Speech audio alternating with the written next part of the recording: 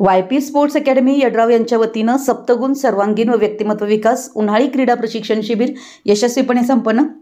रेणुकानगर यड्राव तालुका शिरोळ येथे YP sports academy Yadrav यांच्या वतीनं सप्तगुण सर्वांगीण विकास व व्यक्तिमत्व विकास या उद्देशानं उन्हाळी क्रीडा प्रशिक्षण शिबिर 2025 चं आयोजन दिनांक 26 एप्रिल ते 6 मे या कालावधीत करण्यात आलं होतं।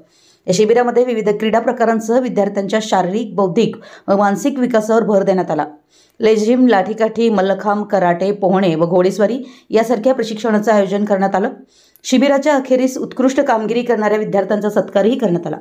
या उपक्रमामध्ये यड्राव ग्रामपंचायत, वायपी स्पोर्ट्स अकॅडमीचे प्रशिक्षक व विद्यार्थी, विविध मंडळे, पालकवर्ग आणि मित्रमंडळाचे सक्रिय सहकार्य लाभलं।